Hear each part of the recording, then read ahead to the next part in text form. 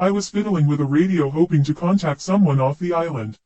I had been doing it for about an hour and was about to call it a night when a voice came through. It was hard to hear them and everyone in the yard was silent hoping something else would go through and thankfully something did. I immediately grabbed the microphone and began talking to whoever was on the other side.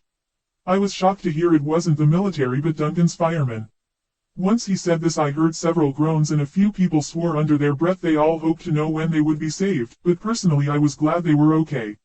Dan said they were in the quarry and a lot had happened so I'm going to need a lot of space to write. Dan was busy steaming up Duncan for his passenger train which was due in an hour.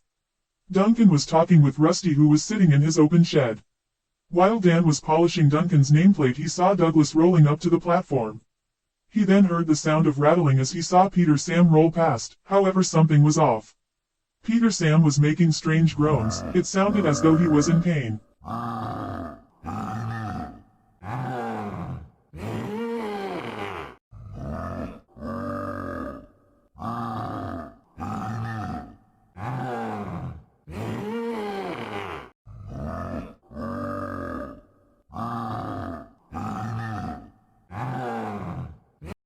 Once he reached the platform he heard Douglas ask if he was all right, but then he screamed in fear. That was when the zombies began to attack Crovan's gate. People all over were panicking as they were attacked. Dan shut the shed doors to keep the attention away from them. He saw the massacre from the shed window as well as Douglas saving several people and leaving the yard. They had only stayed there for a few minutes and everything had gone silent. Duncan had been trying to keep quiet not to alert anything that could be outside and Dan was using his radio trying to figure out what the hell had happened. That was when they heard an engine. It was Rebecca who thundered past with the express. The coaches were all filled with bullet holes and blood coated the windows from within. Then they saw something they weren't expecting. Rebecca was being chased by several armed vehicles. Most of the vehicles stopped at Crovan's gate while a few others as well as a fucking helicopter continued after Rebecca. A bunch of armed men jumped out from the trucks and began to sweep the area. They then heard two men talking with someone right outside the shed. It was Rusty. They had no idea how he had survived, but they were glad he was okay. Dan thought he heard them say something about Rusty possibly being immune and could be useful in testing. After a few hours they heard the sound of yelling as a diesel entered Crovan's gate. It was Daisy. She was exhausted and was glad the military was there and could help.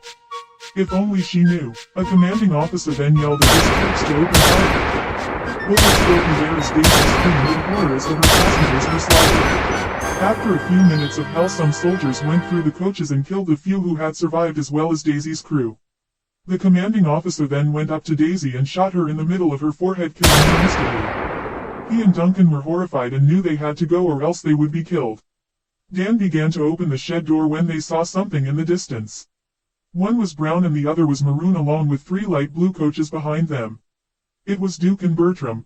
He waved to them trying to tell them to run. Duke had gotten the message but Bertram and his crew didn't see them and they raced towards the military thinking they would help. They then saw Daisy's corpse and it was too late. Bullets were sent flying and Bertram screamed in fear and pain. They took it as their distraction and raced away with Duke. They had made their way to the quarry and heard Sir Handel yelling for help on the other side, however they couldn't make their way over to him as there had been a rock slide which damaged the equipment. Everyone went silent after hearing this. All this time we had hoped the military would be our saving grace. Our shining light in a dark tunnel. Now we had no hope. We couldn't call for help as either no one would come or they would kill us all. If we tried to leave Sodor we would be gunned down as soon as we entered Crovan's gate. This was a die or die situation. We were honestly about to give up all the hope we had.